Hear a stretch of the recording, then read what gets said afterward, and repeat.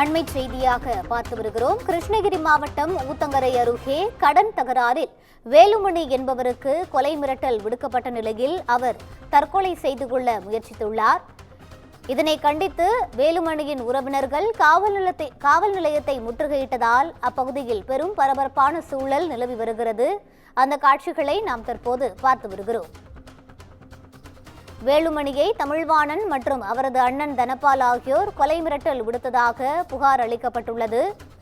மன உளைச்சலில் விஷம் குடித்து தற்கொலைக்கு முயற்சித்த வேலுமணி தற்போது மருத்துவமனையில் அனுமதிக்கப்பட்டு சிகிச்சை பெற்று வருகிறார். சம்பவத்தில் தொடர்புடைய தனபால் என்பவர் கைது செய்யப்பட்ட நிலையில் தமிழ்வாணன் என்பவர் தலைமறைவாகியுள்ளார். அவரை தேடும் பணிகள் நடைபெற்று வருகிறது. இதுகுறித்த கூடுதல் விவரங்களை வழங்குவதற்காக எமது செய்தியாளர் பாஸ்கர் இணைப்பில் இருக்கிறார். வணக்கம் பாஸ்கர், கூடுதல் விவரங்களை பதிவு செய்யலாம். வணக்கம் ரூபி.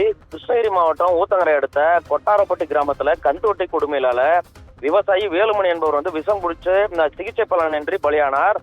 தொடர்ந்து ஊத்தங்கரை அடுத்த மண்ணாடிப்பட்டி கிராமத்தைச் சேர்ந்த தமிழ்மணி என்ற பைனான்சியர் கந்துவட்டிக்காக கொட்டாரப்பட்டி கிராமத்தைச் சேர்ந்த முருகன் மகன் வேலுமணி என்பவருக்கு ரூபாய் 50,000 கொடுத்துள்ளார்.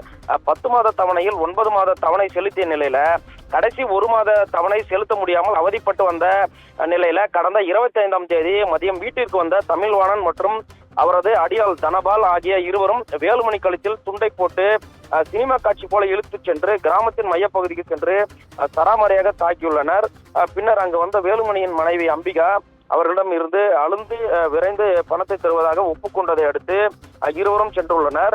இதனால் மனமுடைந்த வேலுமணி அன்று மாலை அனுமன் தீர்த்தம் சென்று பூச்சி மருந்து வாங்கி குடித்துவிட்டு வீட்டிற்கு வந்து அவரது மனைவி மற்றும் மக்களிடம் இனி என்னால் உங்களுக்கு எந்த தொந்தரவும் இருக்காது என அழுது கூறியுள்ளார். இந்த நிலையில அதனால் சந்தேகமடைந்த மனைவி அவரை உடனடியாக ஊத்தங்கரை அரசு பொது மருத்துவமனைக்கு அழைத்து சென்று சோதித்ததுல அவர் விஷம் அருந்தியது தெரிய வந்தது.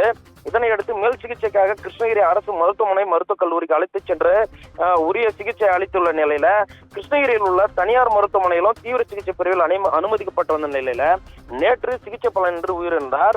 மேலும் கந்துவட்டி கொடுமையால் தமிழ்மணி உயிரிழந்த சம்பவம் கிராமத்தில் அதிர்வலையை ஏற்படுத்தியுள்ளது. தொடர்ந்து ஊத்தங்கரை காவல் நிலையத்துல கடந்த 25ஆம் தேதி கொடுக்கப்பட்ட புகாரின் அடிப்படையில தமிழ்வாணன் மற்றும் தனபால் ஆகிய இருவர் மீது வழக்கு பதிவு செய்து கைது செய்ய வேண்டும் என அதாவது போலீஸ் நிலையத்தை முற்றுகையிட தொடர்ந்ததை முன்னிட்டு காவல்துறையினர் சமாதானப்படுத்தி அவர்களை கைது செய்வதற்காக உறுதியளித்த பின்னர் கலைந்து சென்றனர். ரூபி,